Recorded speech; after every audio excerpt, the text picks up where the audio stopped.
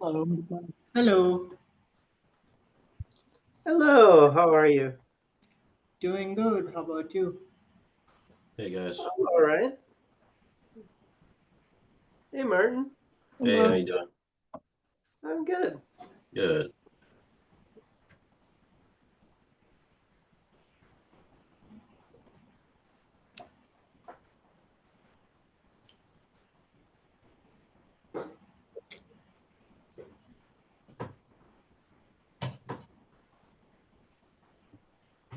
You have a nice painting behind you, Shartash. Yes, this is Apple Park.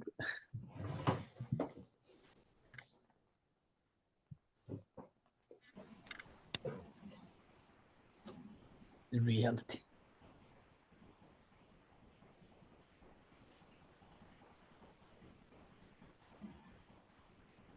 Trying to remember, were you ever frolicking in the hills of Windows XP? I feel like someone was. Probably at one point. Uh, when it was hip in the 2020, 2021 time frame. Probably. I just kind of remember seeing those that background. This is from the Mac OS background thing, though. This is Apple Park, I think. What? So that's one.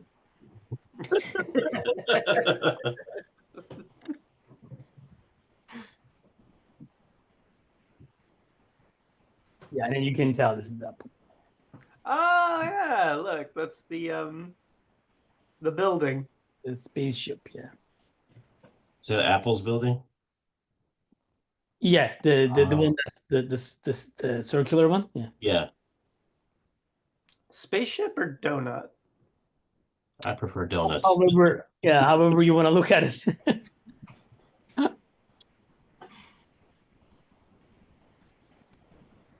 I did see it when I was flying over. It looks really cool from up, like the circular. Was there any frosting on it? I saw it, yeah.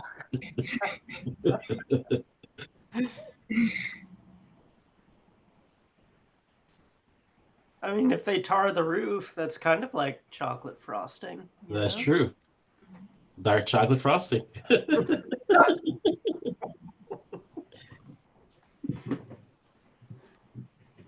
And the gravel, that's sprinkles. Mm-hmm. Yeah.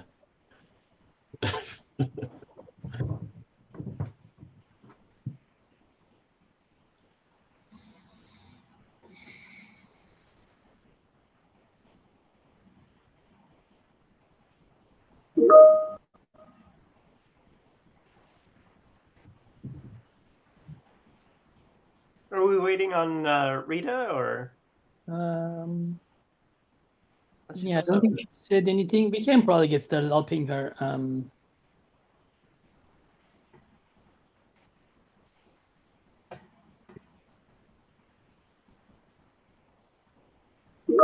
Do we have anything on the agenda? Yeah. Jay has a thing and Rita has a thing. And I had one thing I wanted to bring up as well.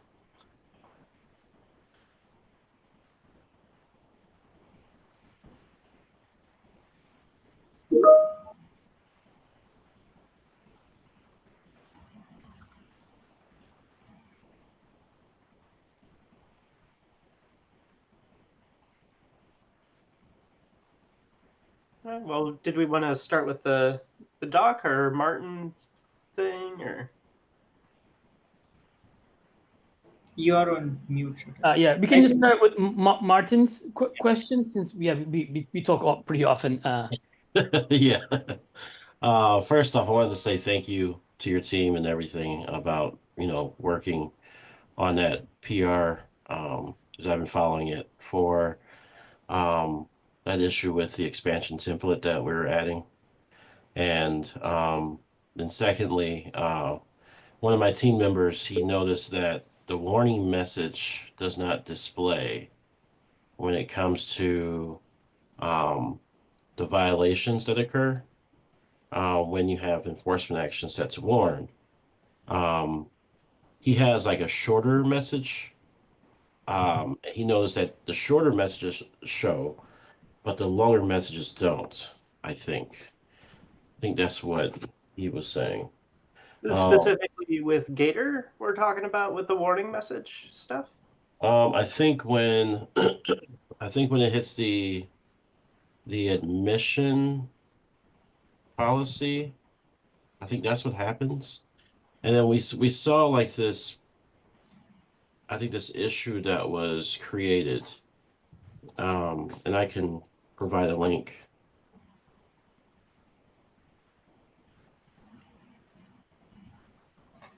Three 302. So like when you apply the Kubernetes resource, the admission evaluation is supposed to occur. It happens, right? And then it's either going to be denied or, be allowed in. I think that's sort of what we're seeing. Um, Oh, sounds like a bug with multi-line messages, maybe then.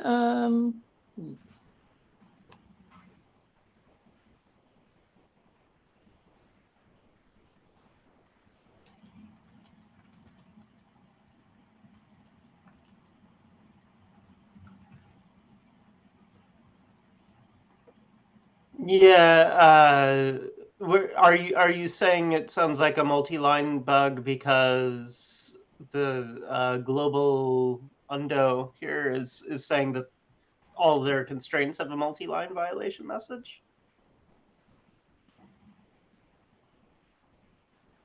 well, I think so.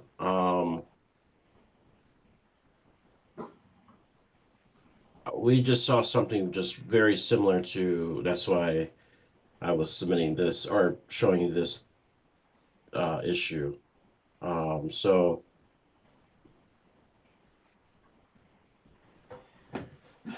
Yeah. Oh, sorry, go ahead.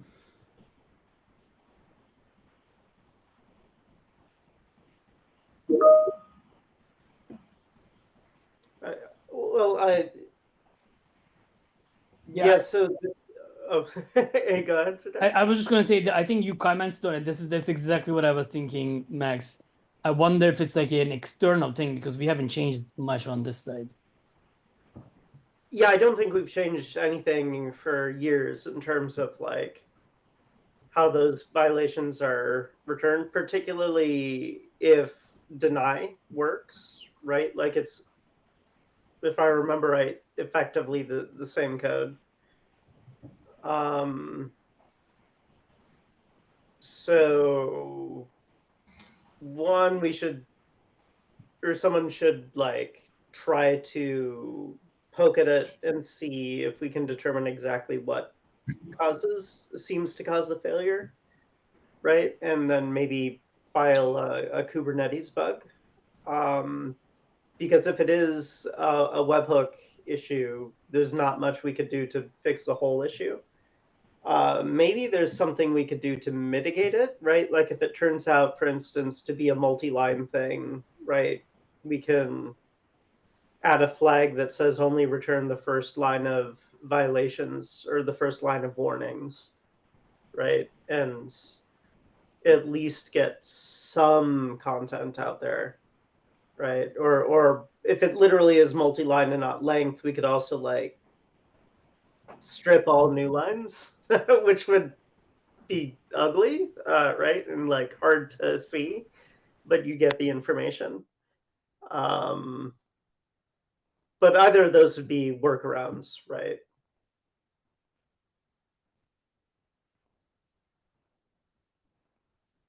yeah, I wonder if there's a potential character limit that they've implemented.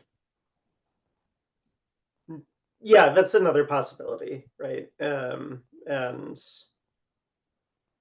so like knowing exactly, I mean, exactly is going to be hard without reading the code, but at least having an idea of, is it a character limit or is it like a new line? And you could kind of test that with a short multi-line message, versus a longer single line, and seeing which one invokes the tipping point here.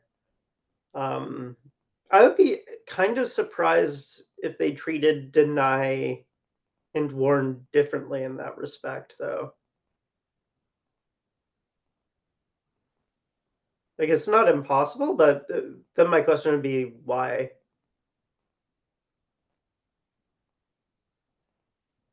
Yeah, Martin, would you be able to try this with different versions of kubectl and possibly Kubernetes? Yeah, I mean, I can definitely do that. Right now, we've just upgraded to 130 for a few of our clusters, and then the rest are on 128. I might have some on 127. So yeah, let me do that, and then I can provide some sort of report or something like that. Yeah, I think it would be easier to start with the kubectl, just the client side, right? Yeah. Just pick up like a slightly older one, and then see, and then go older, and then try different Kubernetes versions too. Yeah, if you can tell us, I think we can definitely take a look at it, but it might not be on the gatekeeper side like Max mentioned, and we might be able Yeah. to do some workarounds, but we'll have to see. Okay. Yeah, the kubectl test should be just super easy. If you can download kubectl and do the same commands, I think that should be fairly easy to identify. Yeah. Another way to sort of pin down if it's kubectl is you can, if you turn it verbose, you could see the entire HTTP response that kubectl gets. And so if the information is on the HTTP response, but not in the CLI response, right? It's not printed to shell, then you know kubectl is doing something in the back end. Otherwise, if it's in the if it's curtailed in the HTTP response, my first thought would be Kubernetes API server. Okay.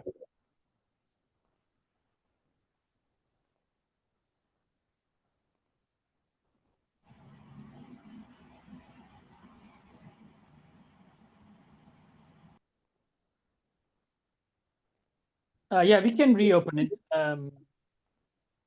Are you okay to comment on this issue, Martin, with your findings? Yeah, I'll comment, and then should I just put my documentation in there?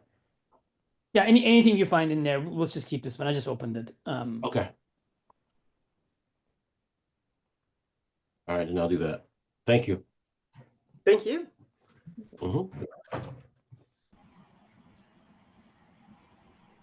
What do you want to do next?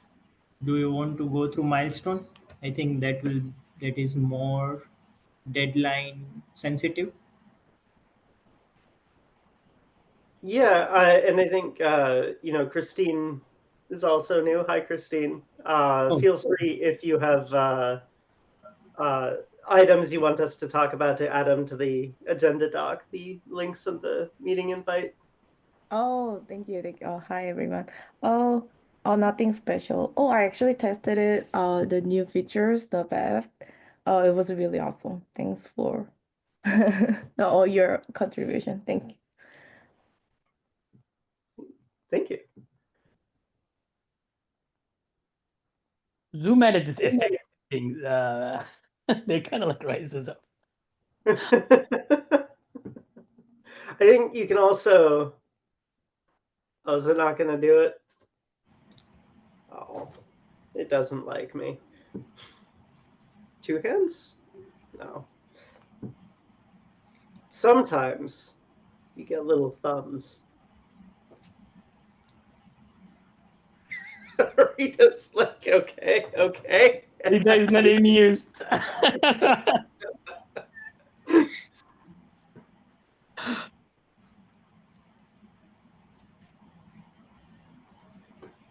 All right. So Jay, you were saying your thing is time sensitive.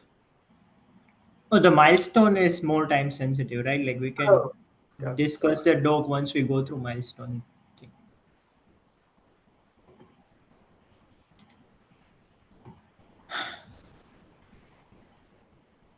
Yeah, I mean, maybe just real quick, on that is, I think it was set in 2 months and I changed it to 3 months. The deadline was like 2 months. I don't know why. But yeah, so we get one more month. Yay. Oh, I think we did that. So we Oh, or did we change it to 2 months because of the?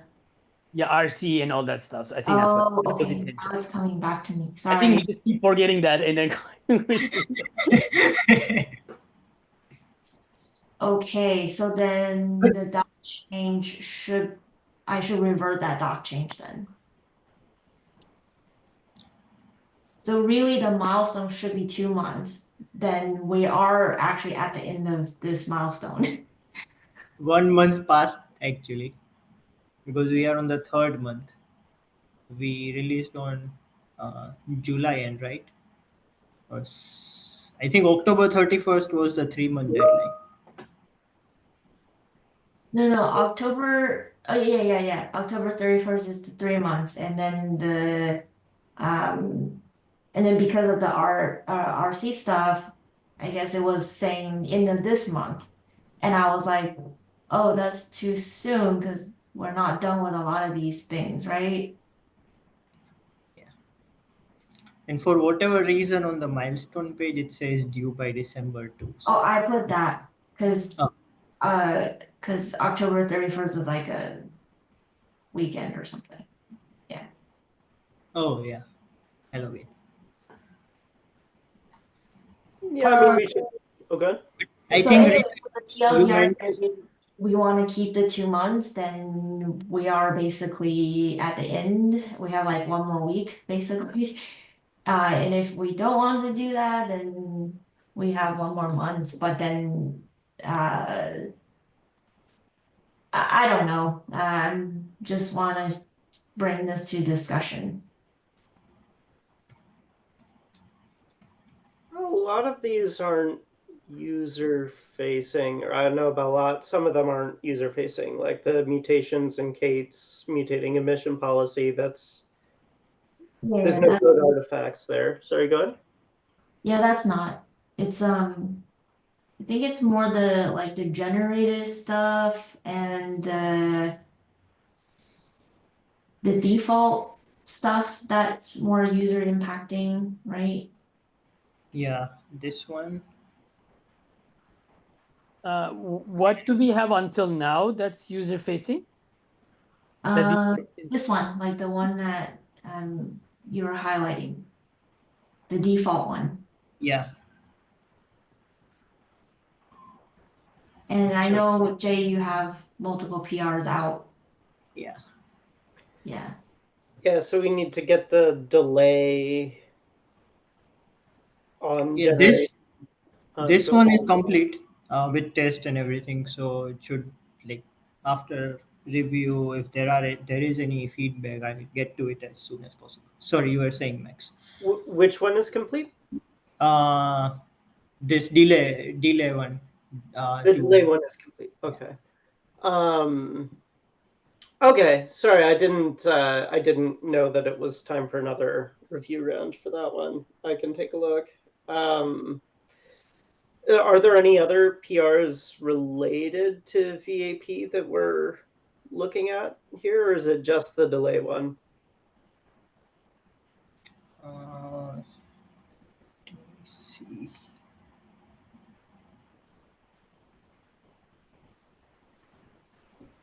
Yeah, I think that's the only one. If I Okay. can. Yeah. The other one is with like pops up thing. So Yeah, is there any other work we need to do, like that's not yet captured in a PR? I don't think so. Like, what is the goal? We're looking to GA the generation of VAP essentially. Or are we looking to mark it as beta, alpha? I think the biggest one was the delay, right? Because of that 30-second behavior. Right? That was the big one. Right, right. But when I look at the milestone, I see update default for VAP once the feature is GA'd in K/K. So, The like, feature, totally get the when. map feature is GA'd in KK. Okay. I created this back in February, right? So this was when we started working on VAP integration. So there were a lot of things that were, like, some of the defaults were not as great because we were, trying to work with beta version of KK, right? Mhm. So I think, so let's do this. I believe the PRJ has for the delay, generation delay is the biggest one. But from that issue, I can see, Jay, if you click on it, I can see there might be a few to-dos in framework that may need to be reviewed, just to make sure we're using the right defaults. For But example, today we don't have delete, right? And I can't remember. There were some other defaults. Wait, which defaults? And you said delete? Yeah, like today, I don't think we have. Sorry, I'm not prepared for this conversation, obviously. I need to go look at I have some to-dos in framework that will basically need to be updated before we can call this feature a stable, I think. If that makes sense. Maybe, yeah, let's okay. So, but I think if we're looking at 2 weeks from now, that's not a reasonable timeline to look at and address those to-dos. So are we actually looking at just getting, in terms of this release, the time delay out? Really? That'll be nice. I mean, do we have any other features in between 3.17 and 3.18? I mean, there's the Gator verify thing, but I'm forgetting if we version Gator, if that kind of just. Oh, we do version Gator. Okay, so that we can actually like call a feature as well. That's correlated with a version. Oh, yeah. what getter verify thing? Sorry, I forgot. So go ahead, Jay. Sorry. Sorry, go ahead, Jay. So you were Oh saying no, something. I was saying what getter verify thing. I forgot the PR actually. So This is that there's no way to handle generated resources in Gator verify. That's the thing that Martin was talking about. Yeah, I was just going to say the Gator and Gatekeeper are coupled. They're the same version.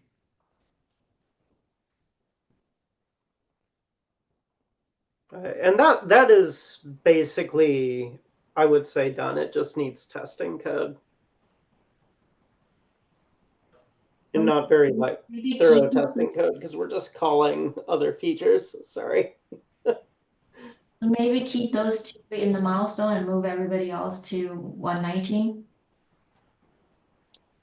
Assuming we're not changing the deadline, right?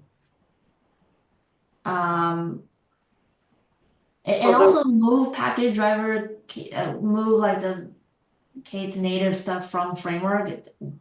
Ideally, that should be done right before we call this feature GA. So maybe just keep these three in milestone. yeah, I mean that one also is close to done. There will be an interaction between moving Kate's native from framework and the time delay thing. Like hopefully not a big interaction, but a little merge conflict. Right. okay. So you wanna move this one to the next one, right? No, we can move everybody to the next one except those three that we just mentioned. Yeah. Yeah. Do I need to create a new milestone? Yes. We can do it after the call. Like, I don't want to take time on from the call for that. Okay, so coming back, Jay, can you, or maybe I can share screen if that's okay. Yeah. Yeah, Milestone if you just want to move. Sure. But I was actually talking about, oh, sorry. Can you guys see my screen? Not yet. Now? We were, and it's lost now. Oh, it's coming. Oh, Now I can see. Wait. I can see. Yeah. you can see it? Okay. This is the one I was talking about. Like, so I think the failure policy right now is default to ignore, right? Yeah. And that is because of one reason is because of the generate delay thing. So assuming that is addressed, do we want to change this default? To fail? Or do we want to expose it so that people can set it? I mean, we definitely want to expose it. Arguably, we're fine with exposing it even now without the time delay. Yeah, true. But the default is, I guess, like, do we want to change the default or we just keep the default? What is the default in K8s, or is there a default, or is it a required field? I think it's a required field.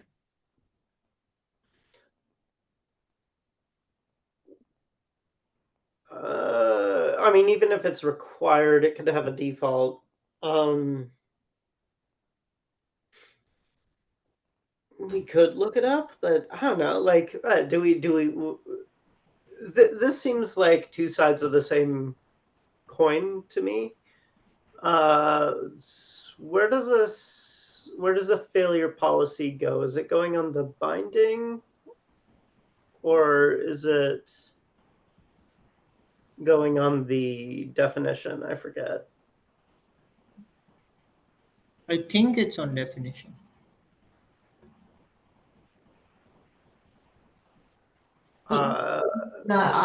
In K8s or in Gatekeeper?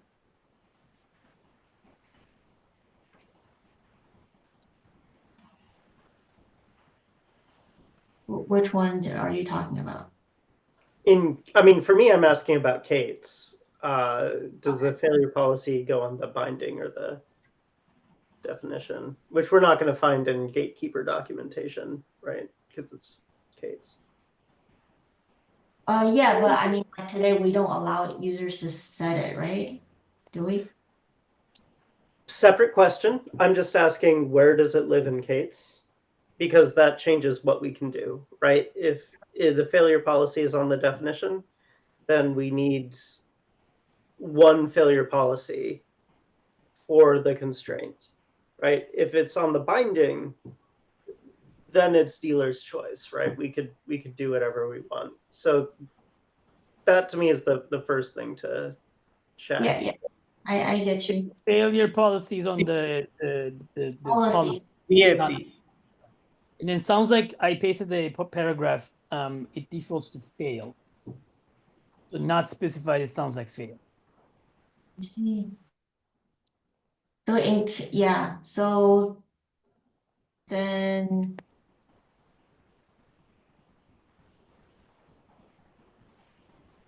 So I think today we basically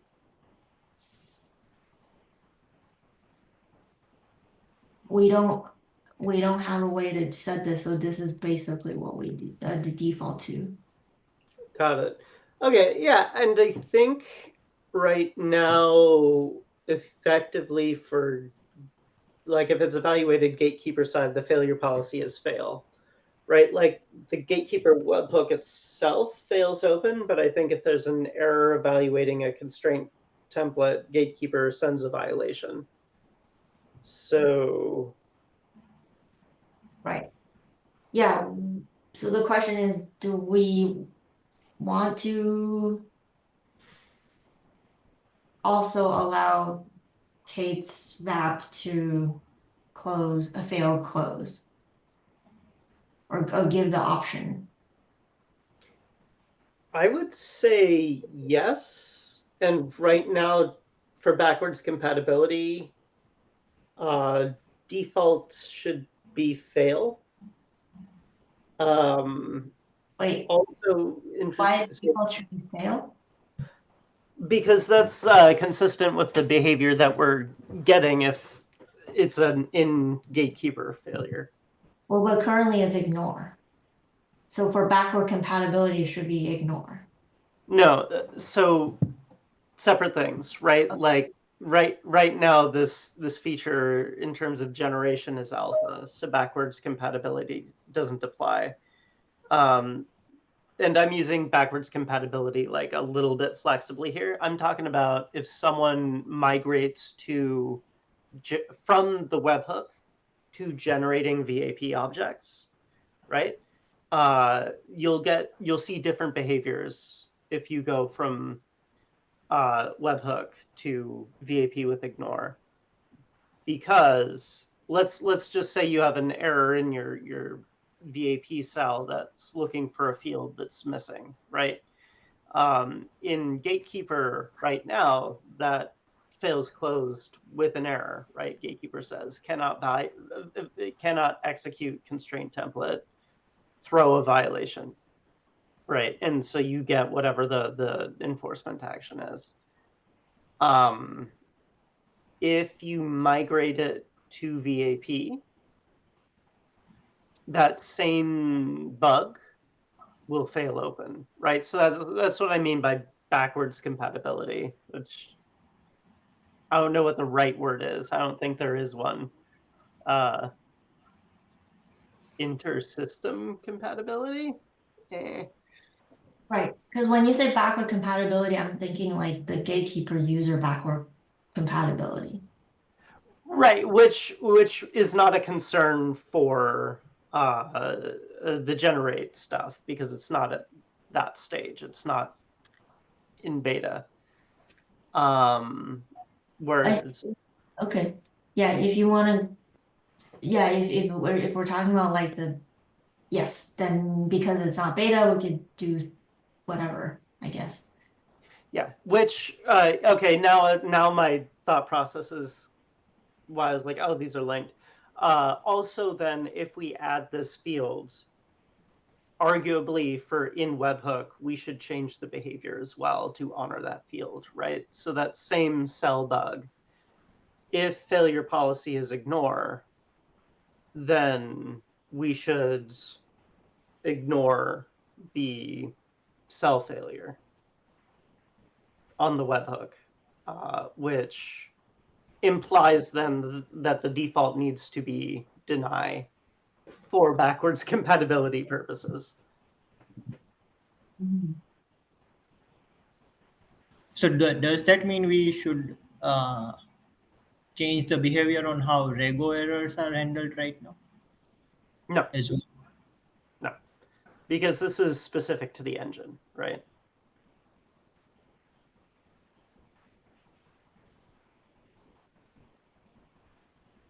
If we wanted to make this a feature, thank you, Martin. If we wanted to make this a feature of the frameworks, we could, right? Like basically error handling for constraints generally, right? Like of runtime errors executing constraint code. Because Rego doesn't do like missing field errors, but it does have other runtime errors, right? Like if you mess up your function declarations, so they return multi-valued outputs for a given input, Rego throws a runtime error.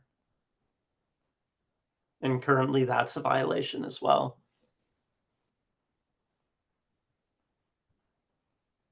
So I guess the question would be, we don't have to, but do we want to? So imagine that like users are using two different kind of policies, right? Like one with cell and one with like external data or anything else that they need to use Rego with.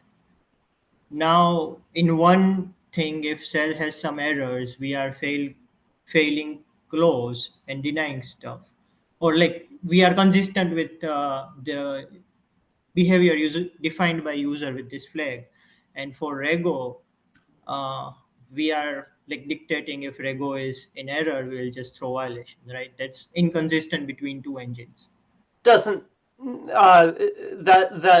there's not enough facts and evidence to say inconsistent because this flag doesn't exist. It depends on where we define the flag, right? If the flag is a property of the VAP cell engine and Rego doesn't have the flag, there's no Yeah. you can't make the comparison.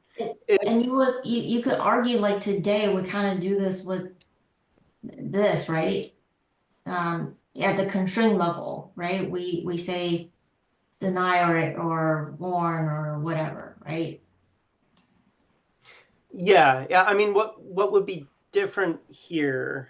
Because it is again possible to have this like error handling flag in a scope larger than the engine, right? To make it a property of the constraint template entire. And I think what's novel there is it gives the code author control over what the significance of bugs in their code is, right? Like, so the constraint author, they're basically like, if there's a violation, do I want to warn or deny? But they have no way of knowing, does this violation stem from the code's detecting a violation or the code having a runtime error, right? Yeah, but I think you brought up a good point that it's a fundamental difference between Gatekeeper and KK-VAP because KK-VAP failure policy is at the policy level, not the binding level, whereas our stuff is at the binding level, like at the Oh, constraint. no, but my point is that the enforcement action is different from the failure policy, right? Because even with failure policy ignore, if you get a violation, right, you can deny, right? So you fail open on runtime errors, but you fail closed for violations, Got right? it. So it's a new thing in Gatekeeper that we never had to define.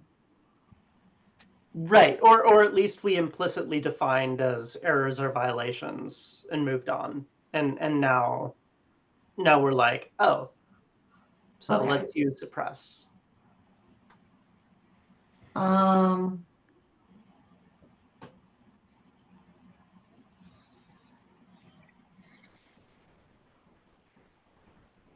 so if a failure is ignored and we still have deny, what's the behavior? If there's a failure, you're saying, Yeah. what's the behavior on failure? Well, there's no violation, so there's no enforcement action to take. Right. For gatekeeper right now, we'll get the deny violation. Like for VAP, there won't be any action when the code fails. Let's not talk about like current behavior. Let's just talk about behavior we want for at least with respect to VAP. Like we can compare to Rego, I guess, and see. But if this temporal thing, one, it's not super relevant because we're looking at changing it, and two, we should know where we want to go.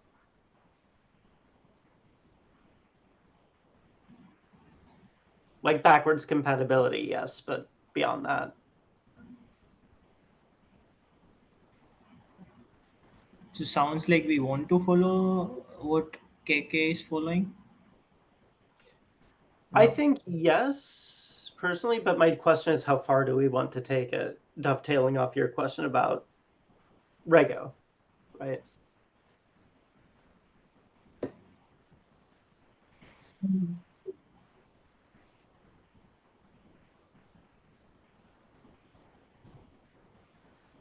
And is this a GA blocker then? I would say that, so I think, and I think people will agree with this design principle, we would want to have a transition of enforcement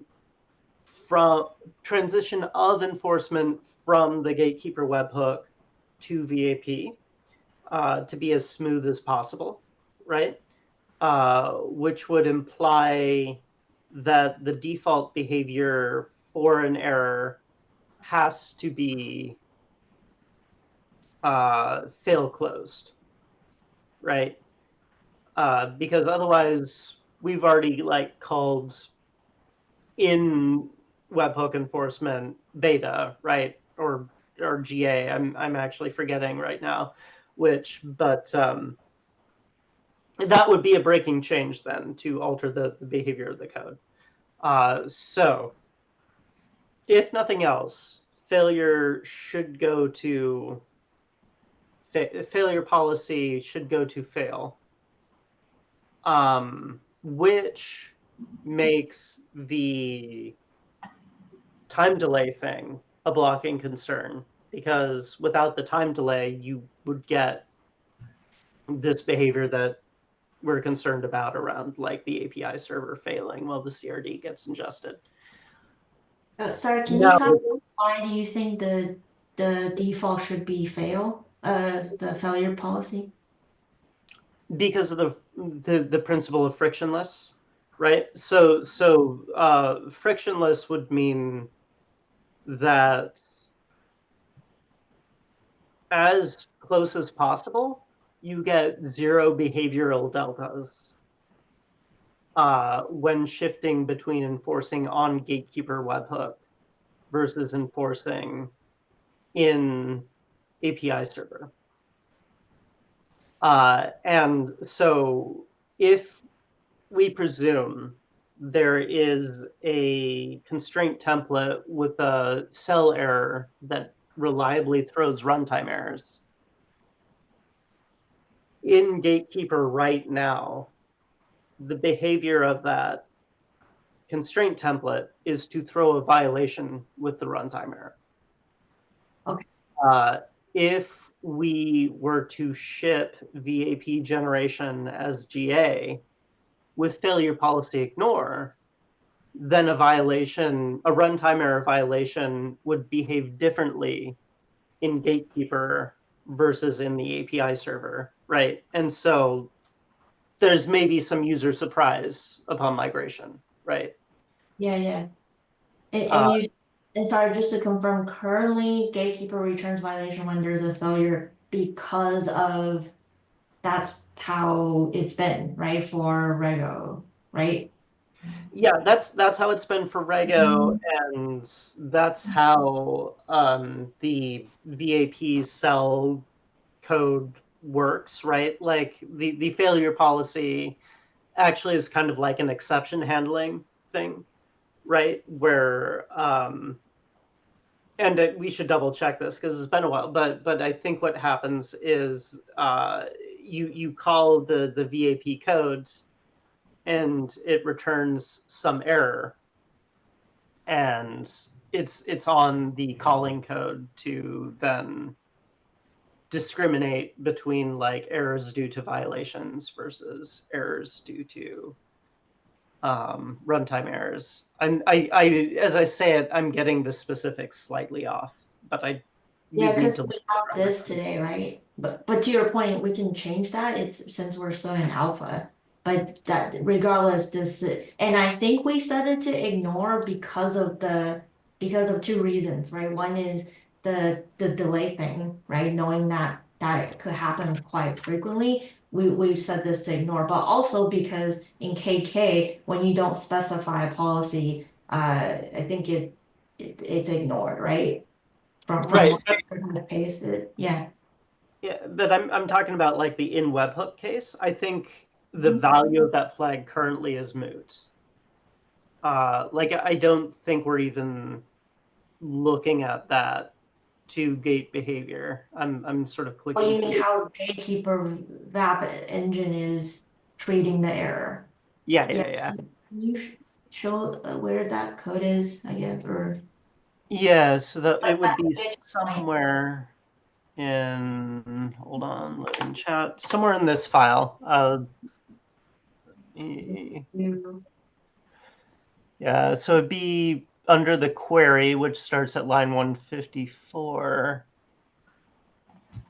Validator validate.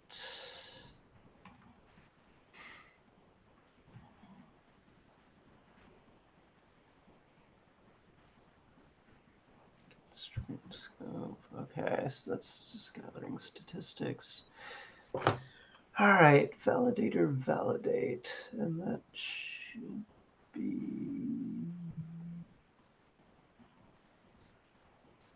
It's actually using the failure policy in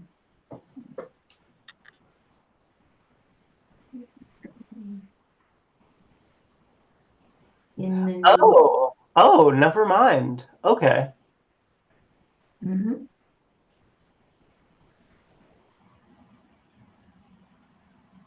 So we provided to K8s. Good to know.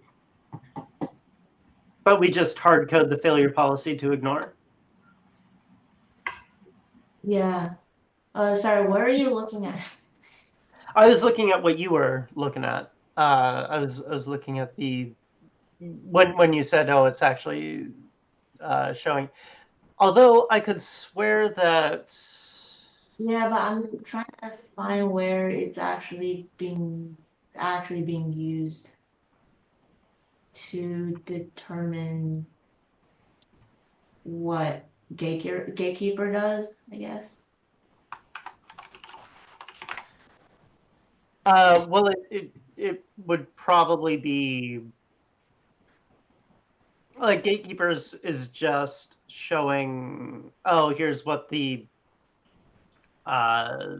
executor returned.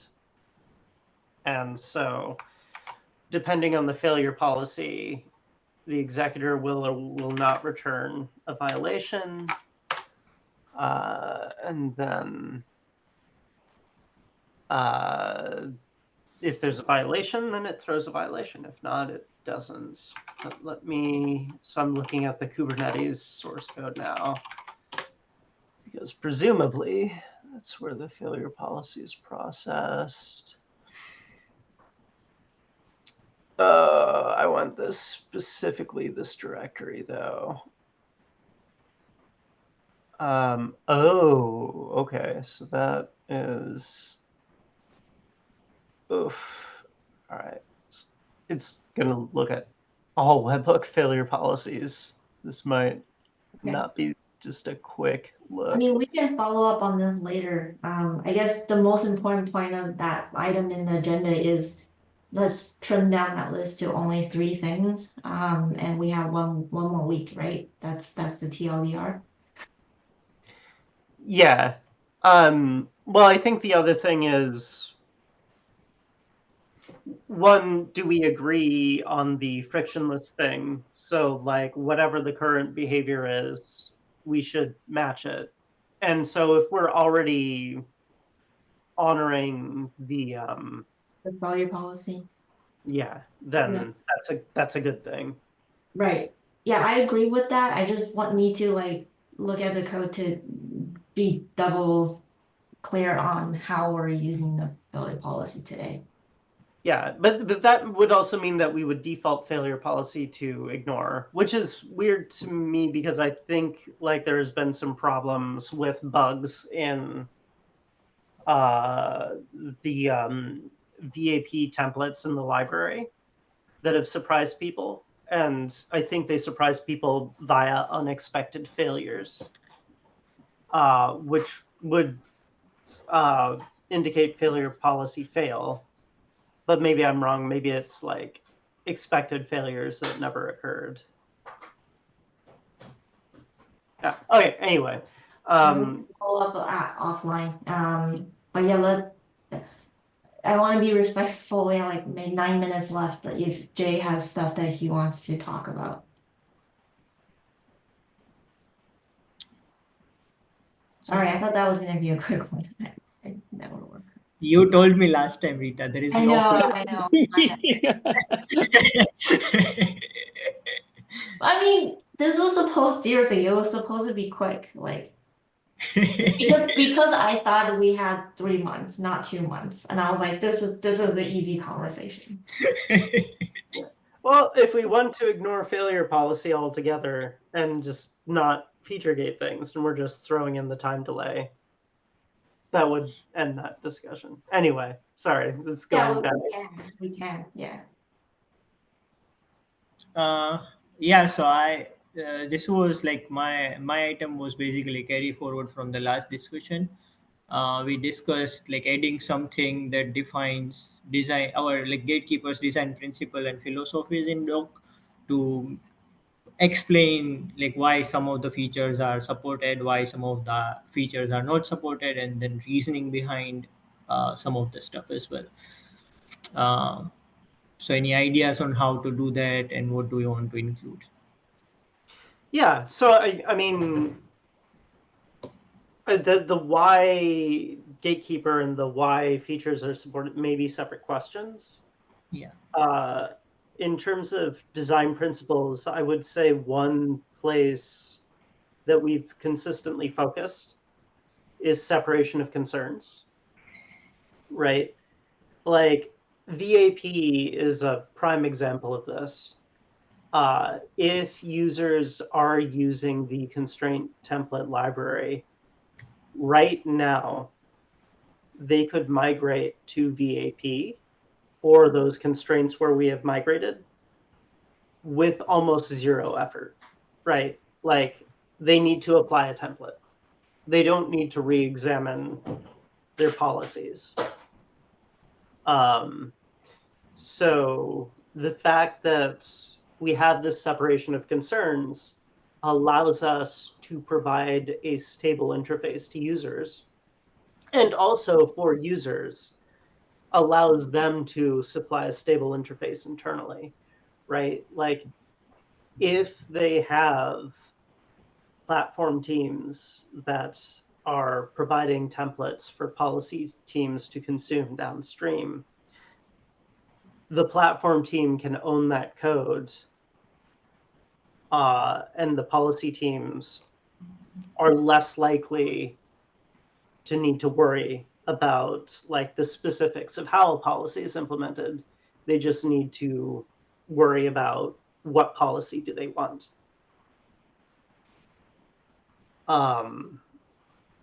That also goes to scoping, right? Like the authors of the policy code, the constraint templates, they don't need to keep up with like the latest and greatest in Kubernetes in terms of targeting, right? Like you want to exclude namespaces, that's handled at a platform level. You want namespace or sorry, label matchers, that's handled at a platform level. If we do that migration target handler doc that I have, that it's like 6 months is old right now, like you could add in support for matching on user without the policy author needing to even be aware that that's a thing that the consumer wants, right?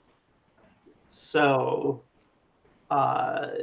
you get a little bit more for free if you're either just consuming our stuff or you're a large enough sort of concern where you had that specialization between the policy admin and the developers.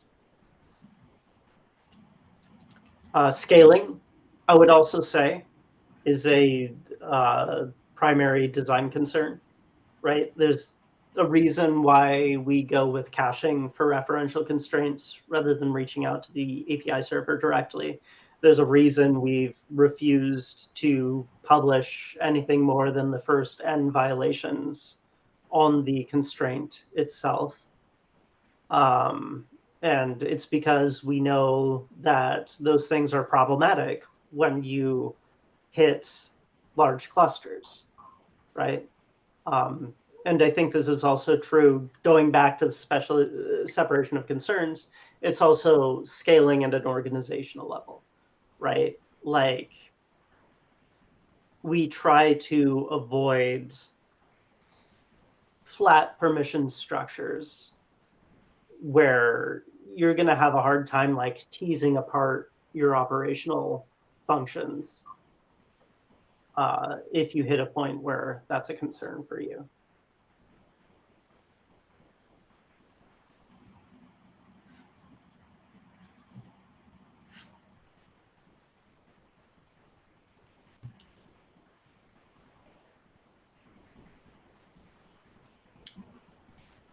Sorry, I'm just making some notes on the side. So. Yeah.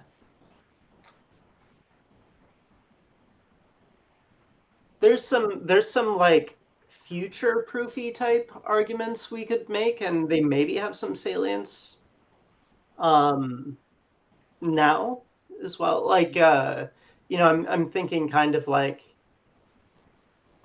there's an agnosticism argument, or there's a so Gatekeeper tries to keep track of sort of the requirements around the different things that users are expressing inside of it. And what I mean by that is we require users to tell us like, hey, is this Rego source code? Is this cell source code, right? There's plans on the book for us to require users like, hey, do you really need those admission attributes, or can it be something a little bit just like statically analyzable, right? So that we can know whether a policy intent can only be enforced at the webhook level, or whether it's portable to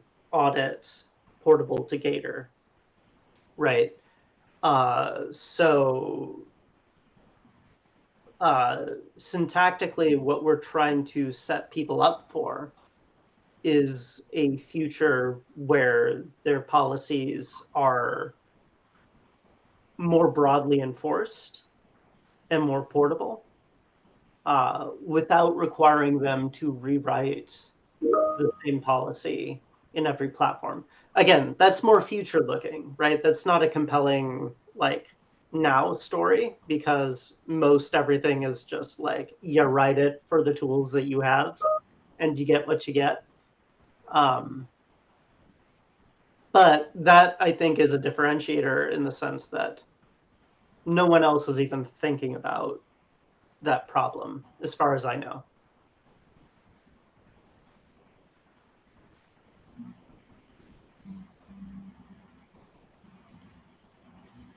Okay, cool. So do we? I'll go through what we talked about once more and like write something down as well.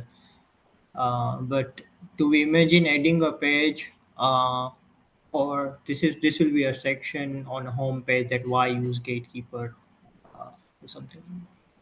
Yeah. The other thing I would add is you can point to standards, right? Like pod security standards. I don't know if PSP, pod security policy, is a relevant citation at this point, but maybe it'll, if you're an older Kubernetes user, it'll bring back some memories.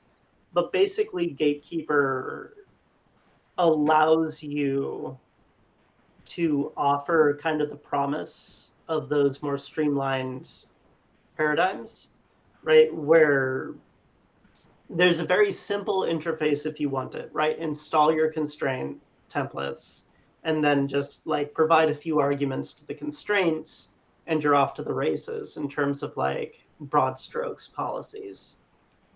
But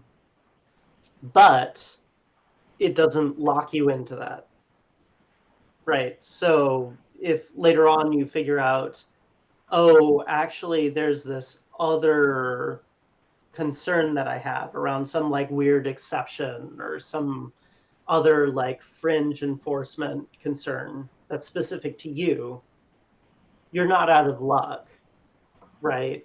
you're not waiting for the next version of pod security admission or pod security policy or whatever to be released so that you could set whatever the config knob is that you need. You can either modify a pre-existing constraint template, or you could add your own constraint template and customize your enforcement. So it tries to strike a balance between that easy pre-packaged kind of approach, but not lock you into the drawbacks of that approach, where you're at the mercy of whatever the developers have been able to provide. Jay, I also pasted a blog post we did back in like 2019. It's obviously doesn't have any of the new features, but I think the sort of like the big ideas and motivations are still very much the same. I would definitely encourage you to take a look at that if you haven't.